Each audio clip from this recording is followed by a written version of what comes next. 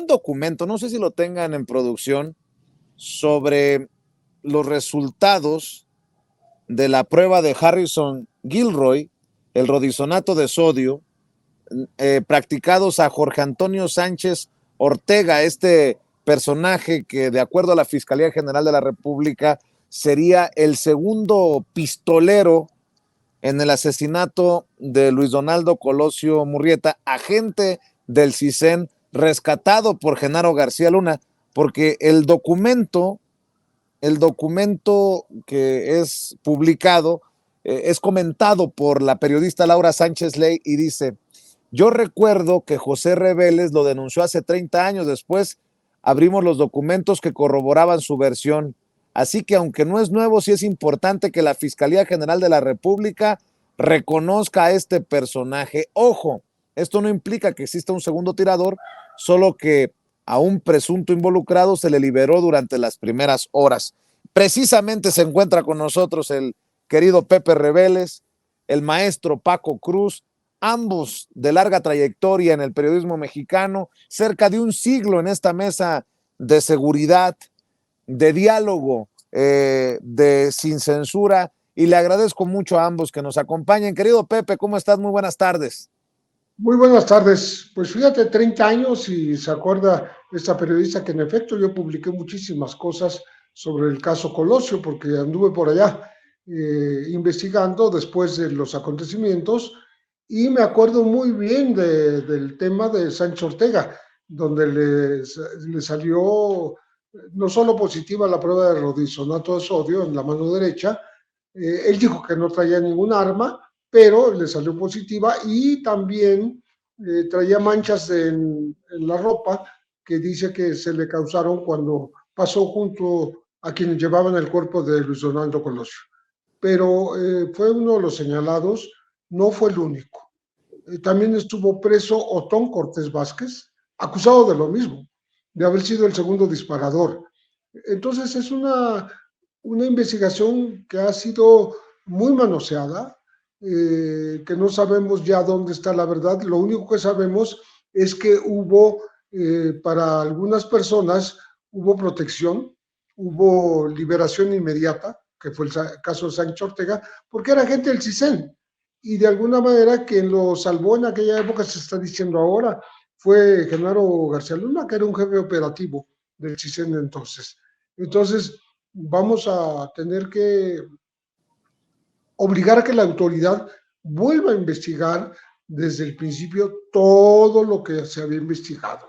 Es curioso que ahora el hijo de la víctima, Luis Donaldo Colosio, Luis Colosio Riojas, esté pidiendo la libertad de Mario Aburto, que es el principal señalado como disparador en contra de su padre. Pero el presidente de la República le está diciendo, pues yo no tengo por qué cerrar ese caso, porque puede haber alguna responsabilidad oficial, y cómo hago yo como presidente para decirle a la gente, ya aquí se acabó el caso, ¿no? Ya está libre Mario Aburto. Creo que es un tema muy polémico, se presta a muchas discusiones, se presta a muchas polémicas, y hasta ahora esas son las posiciones. Un hijo que es alcalde de Monterrey que quiere indultar, que indulten a Mario Aburto, y un presidente de la República que dice, yo como presidente no voy a hacer el caso, ¿no? Es algo que no compete nada más a la familia, compete a toda la nación. Así es. Pues aquí en la mesa de seguridad tenemos a Pepe Reveles, que desde hace 30 años señala lo que hoy reconoce la Fiscalía General de la República, y al querido Paco Cruz, que hasta un libro le escribió al personaje señalado por la Fiscalía de proteger a este agente del CISEN o exagente del CISEN, que salió positivo a estas pruebas y que tenía manchas de sangre en su ropa. Mi querido Paco, qué caso, qué caso. Vicente, Pepe, ¿cómo están? Buenas tardes. Mira, sí, qué caso, pero además, mira, el problema con este caso es que tiene razón Pepe, lo ensuciaron desde el principio. Mira, el asesinato, el magnicidio, que ahora se reporta 17-12, y inmediato lo trasladan al Hospital Civil de Tijuana, y 3 horas lo mantienen prácticamente vivo, pero ya estaba muerto. Hoy se sabe a través de documentos desclasificados que prácticamente el balazo que recibió Luis Donaldo Colosio era, como dicen los médicos legistas, mortal por necesidad, porque le había deshecho la masa encefálica, y lo ensucian y tienen 3 horas. 3 horas tienen Carlos Salinas de Gortari, el equipo de campaña de Luis Donaldo, que encabezaba o era el jefe de prensa, a Líbano Sáenz, político de Chihuahua, y 3 horas lo mantienen en secreto. ¿Para qué te dan 3 horas? Para armar un caso, para desarmarlo, para ensuciarlo, para desviar la atención desde el principio. Bueno, llegando al hospital, los médicos que atienden prácticamente el cadáver, que eso era ya Colosio, que atienden, dicen que hay un disparo segundo en el abdomen, que no había lesionado nada. Es decir, desde el principio se cae la teoría del asesino solitario, pero lo ensucian y pasan por este caso 4 fiscales y lo mancha todo mundo. Ahora se sabe a través de documentos desclasificados que Carlos Salinas de Gortari, interrogado responde a un interrogatorio en Irlanda, y él reconoce que hay indicios todos sólidos de un complot, y él le manda a encarcelar ¿a quién? Al actual asesino, que está purgando una pena de 45 años de cárcel. Entonces, desde el principio está sucio, está manchado. Así que, ¿cómo resuelves? Yo estoy de acuerdo, hay que retomar este caso. ¿Cómo lo resuelves cuando es un caso en el que todo mundo mete mano y ya hay cuestiones políticas? Claramente, Luis Donaldo Colosio Riojas, claro que está montándose en una agenda para 2030, está limpiando algo, está montada una agenda política. Gertz Manero tiene una agenda política propia, y tiene razón el presidente. Es un asesinato, un magnicidio, mira, que hizo vivir al país sus horas más truculentas y oscuras en la época moderna. Tenemos otros asesinatos políticos en la historia, como el de Álvaro Obregón, que en su momento hicieron lo mismo. Pero este caso se tiene que rearmar desde el principio, como cuando todo mundo está sucio y cuando tenemos un poder judicial que no responde a las necesidades de ahora, sino que responde a las necesidades del clan Salinas, del clan Cedillo, a las necesidades del PRI, y que tiene protegido a todo el clan García Luna Calderón. ¿Cómo rearmas un caso con todas estas aristas políticas? ¿Cómo le quitas toda la suciedad? Yo digo, mira, es imposible. Es como el caso de Ayotzinapa. Tuvieron tiempo, primero las 3 horas para hacer lo que quisieran, y luego tuvieron 4 fiscales, y luego tienes a un presidente, Ernesto Zedillo, que tenía miedo de Salinas, y lo único que hace es que se vaya del país, encarcelar al hermano por otro crimen político, el de José Francisco Ruiz Massieu.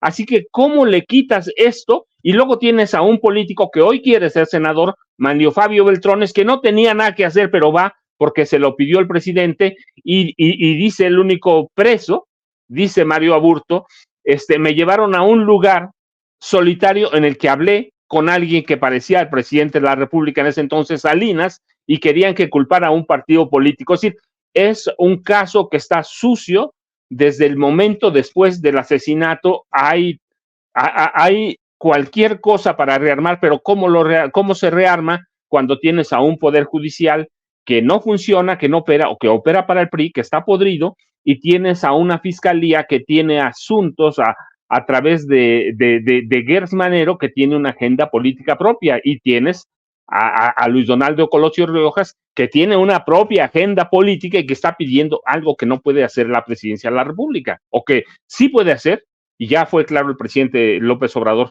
no, porque es un caso que involucra al Estado. Y te digo, es un crimen de Estado que lo ensució Salinas, que ensució Zedillo, que ensuciaron los fiscales, que ensució todo mundo, y que ensució el Poder Judicial federal, Vicente, Pepe. Así es. Un tema que también les apasiona a ambos es el tema de la seguridad binacional. Y me llamó mucho la atención leer, Pepe, voy contigo, esto de las presuntas armas del ejército de Estados Unidos que han terminado en manos de criminales del lado mexicano.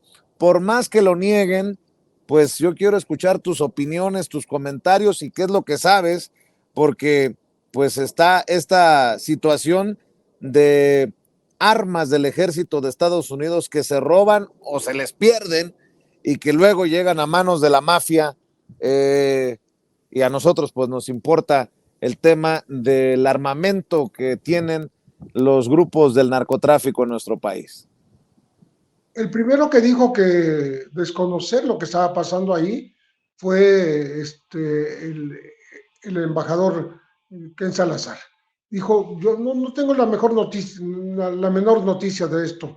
Y luego ya empezaron a salir a través de los medios y él mismo tuvo que admitir que tiene muchos años este problema. Las armas que provienen de Estados Unidos no necesariamente vienen de las armerías, como lo describe la demanda mexicana, por la cual pidió 10,000 millones de dólares de compensación a los Estados Unidos y señala a ocho empresas que fabrican armas que dejan pasar y, entre otras cosas, han dejado pasar 700,000 metralletas. Bueno, ahí está implicado el Senado con sus investigaciones, que, que no hay posibilidad de la autoridad estadounidense de darle seguimiento a estas armas. Pero después surgieron las armas pertenecientes al ejército, que es muy diferente de las armerías, que ahora el propio Ken Salazar admite que pueden ser armas similares al ejército, pero no necesariamente fabricadas para el ejército. Bueno, ahí ya entran más confusiones y la verdad es que Estados Unidos no tiene control sobre el armamento de su propio ejército. Hay una cantidad que no se puede determinar de las que se han perdido en los últimos 20 años y que han ido a parar a manos de la delincuencia organizada. Entonces, estamos ante un tema que no ha sido resuelto, que primero Estados Unidos se negaba a admitir y que ahora medio admite, ¿no? Pero que ha sido tema de discusión con el Senado de la República, no es algo que surgió de la nada y de pronto alguien dice, pues es que hay armas del ejército de Estados Unidos circulando por ahí. No, es un tema que se ha discutido mucho, que el Senado le ha exigido al ejército de Estados Unidos que informe puntualmente de cuántas armas se le pierden, de cuántas se les roban y a dónde van a parar. Si no pudieron darle seguimiento a las que ellos mismos armaron para Rápido y Furioso, supuestamente para dar con el destino de estas armas en manos criminales de mexicanos, pues menos están pudiendo localizar armas que primero no reportan que se perdieron, no reportan que se la robaron, ¿no? Entonces, es un tema muy, muy candente entre los dos países que va a dar mucho de qué hablar durante mucho tiempo porque no hay certeza de qué es lo que está pasando, ¿no? Lo único que sí se sabe es que son armas del ejército que se le pierden al ejército, a la fuerza, a la marina, a todas las fuerzas armadas de Estados Unidos y que después ya no se sabe dónde quedaron. Entonces, y México es el pagano, porque finalmente vienen a parar a nuestro territorio y son usadas por la delincuencia organizada. Entonces, ese es el tema, que es mucho más fuerte que el de la demanda contra las armerías privadas y que es mucho más fuerte que el Rápido y Furioso y que ahora está involucrando a los dos gobiernos y hay uno que hace como que no sabe, hace como que ignora, hace como que pues ya pasó muchos años y y no se han reportado estos robos y estos desvíos de armas, y ahora, bueno, pues México es el pagano, ¿no? Creo que Claro. hay un tema para muchos años. Fíjate qué fuerte lo que pues relaciona el querido Pepe Reveles, Paco. Si no supieron lo de Rápido y Furioso, pues qué nos espera a los mexicanos con estas armas que se pierden o se trafican, armas del ejército, de las Fuerzas Armadas estadounidenses hacia nuestro país, mi querido Paco, perdón. Vicente, Pepe, mira, voy a empezar con algo que dijo Pepe. No es un tema que surgió de la nada. No, mira, desde 2007, 2008 y hasta 2012 había evidencias de que los cárteles en México, sobre todo cuando se crea Jalisco Nueva Generación y Sinaloa, estaban usando armas de otro tipo y nadie sabía de dónde llegaban. Yo recuerdo que, por ejemplo, en 2012 se dio a conocer que habían decomisado en México a organizaciones delictivas 81 lanzagranadas. 81. Y recuerda, después en 2015, el cártel Jalisco Nueva Generación dio visto de eso que estaba pasando cuando derribó a un helicóptero del ejército mexicano. Es decir, ya no eran armas convencionales o metralletas o pistolas de escuadra, ya era otro tipo de armamento. Tenían armamisiles, al margen de que Calderón y García Luna le dieron avisos o el visto bueno para que empezaran el cártel Jalisco Nueva Generación y el de Sinaloa una carrera armamentista. Nadie sabía de dónde estaban llegando las armas, pero en 2015 claramente había ya lanzamisiles, lanzagranadas en cantidades industriales. Yo te decía, decomisaron por lo menos 81 y tenían muchas más.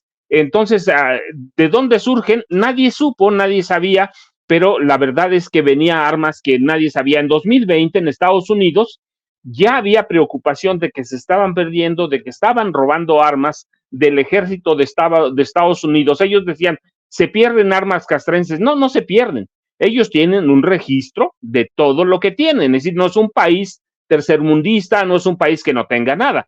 Ya en 2020 tenían todo su arsenal bien documentado, lo tienen en computarizado, digitalizado. Así que en 2020 ellos ya sabían que se les estaban perdiendo armas. Yo digo perdiendo, pero en realidad se las están robando y esas terminaban en México.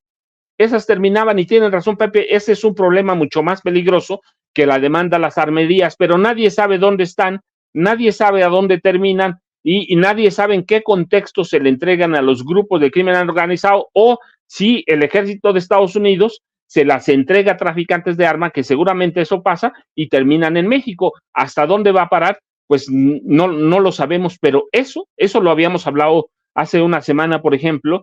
Mientras tengamos armas, la violencia no va a ceder, no se va a controlar, si bien es cierto que hoy hay una tendencia a la baja, pero tenemos las armas del ejército de Estados Unidos, tenemos las armas de las armerías privadas y tenemos a un país que vive de la industria armamentista. Así que es un problema más grave de lo que parece y que tiene razón Pepe, no surgió de la nada. ¿Surgió de qué? De que aquí en México el gobierno de Felipe Calderón y luego el de Peña Nieto le dieron permiso para entrar a cualquier tipo de armamento, para enfrentarse entre ellos y claro, eso les dio poderío para enfrentar guerras, por lo menos iniciales y luego retirarse al ejército, a las Fuerzas Armadas Mexicanas, Vicente y Pepe.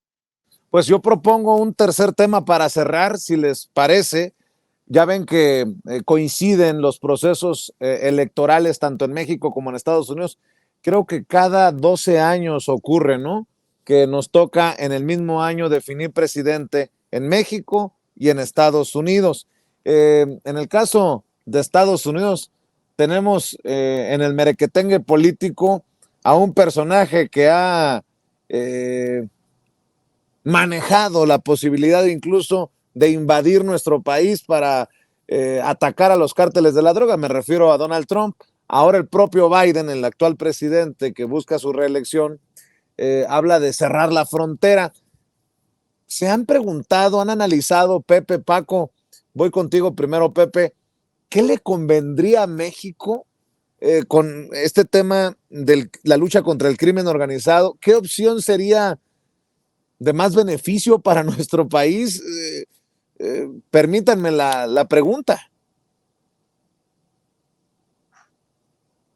Bueno, opción frente a lo que son los republicanos y los que son los demócratas, no hay demasiadas, porque uno y otro han actuado siempre en el paradigma punitivo, en el combate a las drogas, como un tema de armamento y de policías y ladrones. No es un tema en el que estén trabajando, por ejemplo, el de la salud, que ese sí es importante. Ni Estados Unidos ni México tampoco, ¿no? Porque resulta que el tema de las drogas desde hace casi 100 años se está tomando como si fuera un tema de guerra. No es un tema de salud. Ahora sí, les preocupa, por supuesto, les preocupa que se estén muriendo tantos estadounidenses por el fentanilo que dicen que produce México, pero no están aplicando una medicina a la medida de esa preocupación. O sea, no están luchando para prevenir que eso no ocurra. Están luchando una vez pasada, una vez ahogado el niño. Están viendo cómo meten en la cárcel a los líderes de los cárteles, cómo atacan a los propios grupos criminales, cómo restringen su capacidad de exportación de todo tipo de drogas, pero lo curioso es que ni en Estados Unidos ni en México se aplica jamás el consejo de los expertos. Ataquen a las finanzas de los grupos criminales porque es la única manera de bajarles su poderío. El poderío que consiste en tener barcos, submarinos, blindados, todo tipo de armamento, como acabamos de estar analizando, todo tipo de armamento al alcance y que no tiene ninguna restricción de pasar de Estados Unidos a México. Yo me acuerdo que durante años y años y años, cuando México dice, oye, fréname el trasiego de drogas, pues dice, sí, fréname tú el trasiego de armas y fréname el lavado de dinero, fréname el regreso de los capitales obtenidos ilícitamente al país, ¿no? A veces inclusive disfrazados de remesas en depósitos hormiga, ¿no? Es muy fácil para los traficantes también meter dinero como si fueran remesas de los trabajadores mexicanos que están en Estados Unidos. El problema es bastante complejo, pero mientras no se cambie la visión, es decir, mientras no se ataque lo que realmente importa, que es el poderío económico de los grupos criminales, no vamos a ver ninguna solución, ni las recomendadas por Estados Unidos, ni las que se han podido aplicar en nuestro país. Entonces, creo que es un tema todavía estamos muy lejos de definir qué es lo que va a pasar. Y da lo mismo si son demócratas que si son republicanos. Esa es la verdad. ¿Tú piensas lo mismo, Paco? Trump, Biden, demócrata, republicano, ¿da lo mismo? Mira, en este momento sí, sí, Vicente, por una razón. Mientras tengamos una guerra en Ucrania, mientras tengamos un conflicto en Palestina en el que Estados Unidos tiene metida la mano y mientras la ONU sea suave con Israel,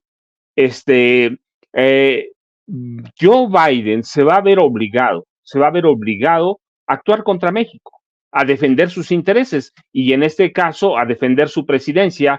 El Partido Republicano lo va a presionar bastante por Ucrania, lo va a presionar bastante por Israel. El genocidio no es cualquier cosa y tiene por el otro lado una campaña de reelección que todavía no prende, que no acaba de decir nada, y tiene a un rival que viene con la espada desenvainada, con el apoyo de grupos separatistas, de grupos extremistas que verdaderamente, digo yo, quieren ver sangre, y Biden se va a ver obligado a hacer lo mismo, si supongamos que gana la reelección en noviembre próximo, los republicanos lo van a presionar por el apoyo a Israel, por el apoyo a Ucrania, y se va a ver obligado a actuar contra México. Así que va a ser un presidente peligroso. Y por el otro lado, Trump viene con deseos de venganza, y en esa venganza somos el hilo más fácil, somos el hilo más delgado, y claro que viene con un espíritu guerrero que ya lo tiene. En su presidencia pasada, su cuatrienio pasado, lo lograron detener sus asesores. No, ¿cómo vas a invadir a México? ¿Cómo vas a enviar fuerzas armadas? ¿Lo van a poder detener ahora? Mira, seguramente sí, pero quién sabe.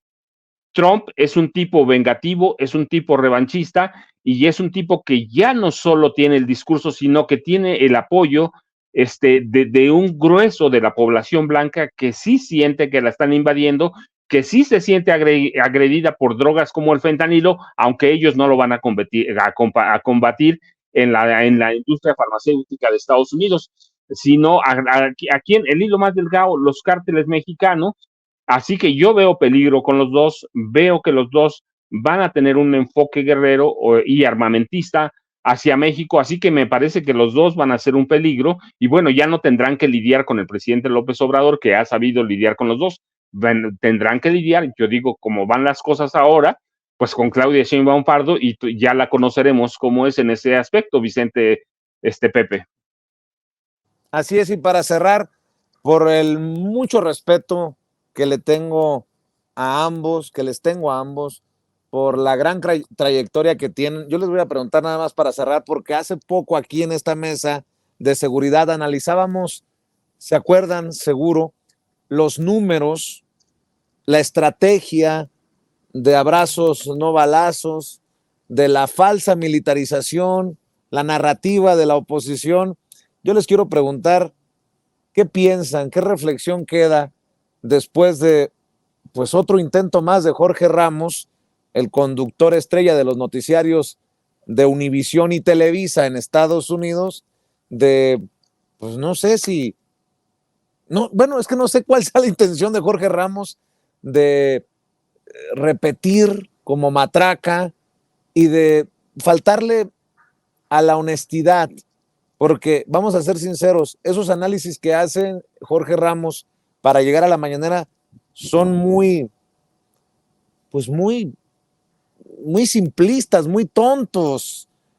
O no quiere o no puede hacer un mejor análisis de la situación. Mi querido Pepe, mi querido Paco, para cerrar, un comentario, una opinión, Pepe. Mira, normalmente se ven las cosas en blanco y negro cuando no se quieren ver los avances. Es decir, el manejo de las cifras se puede hacer a conveniencia.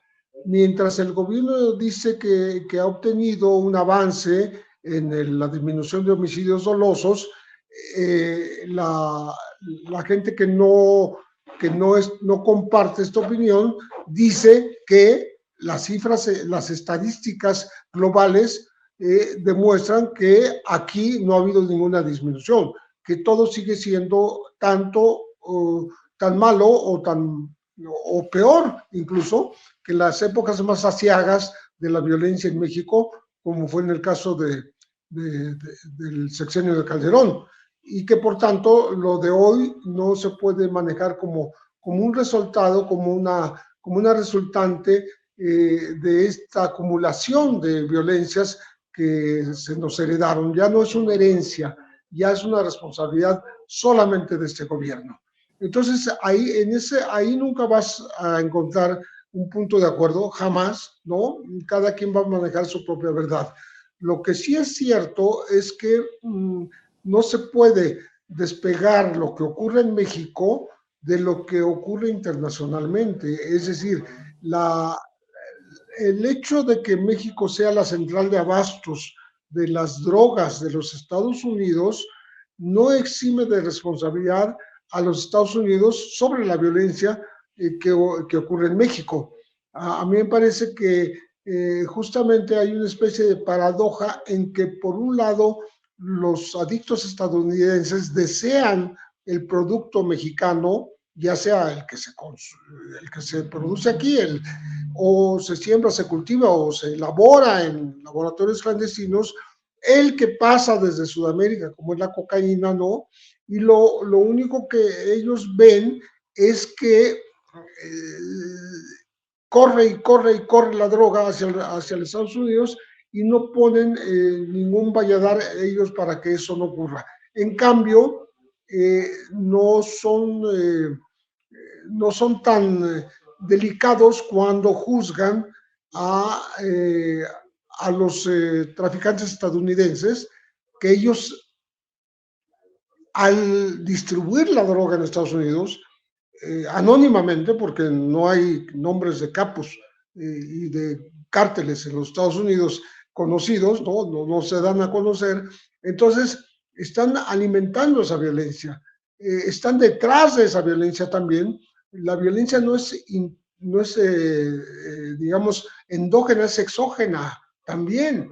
Entonces, no podemos liberarnos tan fácilmente de esa inseguridad y de esa violencia, porque tenemos al consumidor más grande del mundo de las drogas, y las drogas generan violencia y la violencia genera inseguridad. Eso, si no se entiende en un contexto, pues jamás vamos a ponernos de acuerdo. A mí me parece que los dos gobiernos tienen que hacer esfuerzos y que la solución de los problemas de inseguridad en México no radica solamente en México. No es solamente una razón de política mexicana, sino también tienen que ayudarnos los vecinos, así como nos exigen en materia de migración, nos exigen en materia de finanzas, en materia de lavado de dinero, pues también deben ellos exigirse a sí mismos en materia de seguridad para que no se contamine hacia México y que la violencia solamente se vea del Río Bravo para abajo. Creo que esa es una explicación que tendríamos que darnos para entender por qué no se logró realmente el avance que se esperaba en este sexenio para los temas de seguridad. Gracias, Pepe. Querido Paco, vamos a cerrar con tus reflexiones, con tus comentarios. Mira, Vicente, Pepe, yo lo he dicho, no ahora, lo he dicho en otras ocasiones, la cuestión con periodistas como Jorge Ramos o comunicadores como él es que tienen una agenda política también, y cuando llegan a un lugar como, por ejemplo, ahora la mañanera, despojan de todos los contextos. Pepe no lo puso así, pero eso es lo que estaba diciendo en parte. Despojan todos los contextos. ¿Para qué? Para tratar de acorralar a un gobierno. Cuando hace rato, justamente cuando empezamos esta mesa, hablábamos de las armas del ejército de Estados Unidos que llegan a México y que siguen llegando y que ellos no saben a dónde están. Si tú despojas de esos contextos y despojas de los contextos que Peña y Calderón nos dejaron a algunos cárteles armados para guerras rápidas, para guerras relámpago, entonces dices, pues sí, este gobierno tiene la culpa, pero si analizamos bien todos los contextos, nos vamos a dar cuenta de que también los periodistas o algunos comunicadores tienen una agenda política y que es más fácil despojar de todo ese contexto. ¿Cómo podemos despojarnos de o quitar el número de personal que ocupan los cárteles? A Jalisco Nueva Generación, que opera casi en 100 países, lo mismo que el de Sinaloa. ¿Cómo puede hacer eso? ¿Cómo ponen aquí? Porque también tienen apoyo de fuera. Es decir, la violencia no se puede combatir solo así. Necesitamos combatir el tráfico de armas. ¿Cómo lo combate si Estados Unidos, desde su ejército, nos envía armas, o si oficialmente lo han permitido? Si es un poco tramposo, Pepe tiene razón. Sí, si dices ahí, pues sí, ya no, le corresponde a este gobierno, no, también, pero hay que ver el contexto, hay que ver la fortaleza que tienen las organizaciones criminales, hay que ver cómo están armadas y hay que ver lo que yo digo hace mucho, seguramente lo digo, si busco mis declaraciones de hace 6 años, el problema en este país es que nos dejaron el tejido social roto y reconstruir, recomponer ese tejido social, no va a llevar solo este sexenio, que es lo que está haciendo el gobierno de López Obrador, recomponiendo, retejiendo, valga la expresión, el tejido social, y a partir de ahí ofertarle o darle ofertas a los jóvenes. Yo conozco pueblos, porque además vivo en ellos, en el que, mira, los jóvenes tienen solo 2 opciones. O se van a Estados Unidos como indocumentados, o sirven a los cárteles del narcotráfico porque desde el gobierno de Vicente Fox no los atendieron.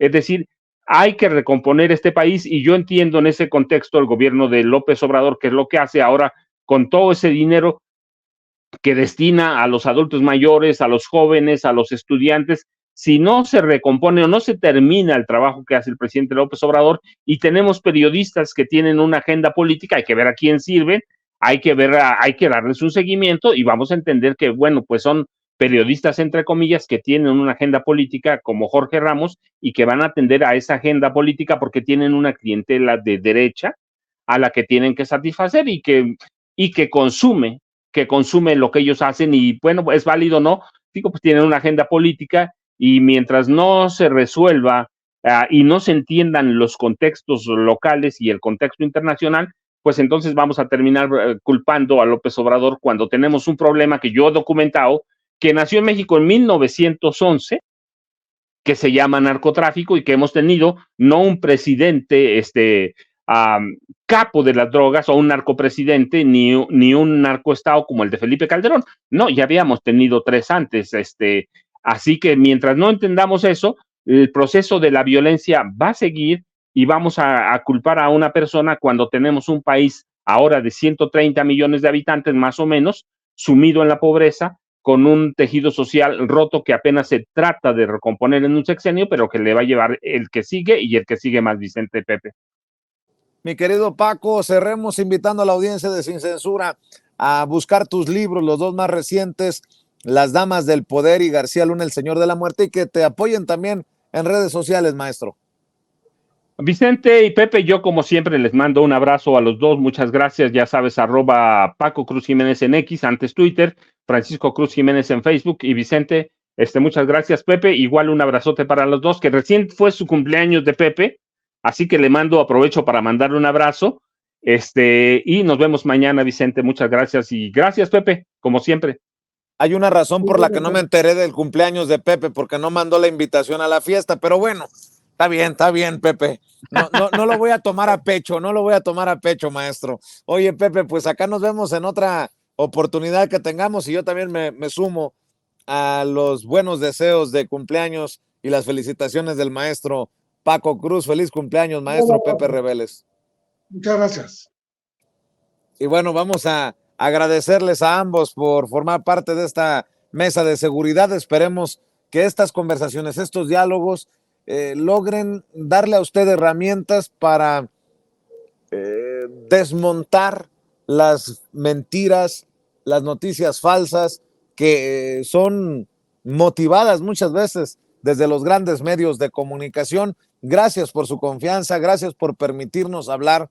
Como los chayoteros no se atreven, no les interesa, no les conviene, porque no van a morder la mano que les da de tragar. Por lo pronto, a nombre de mis compañeros que hacen posible esta transmisión, le digo muchas gracias y que Dios nos bendiga a todos. Buenas tardes.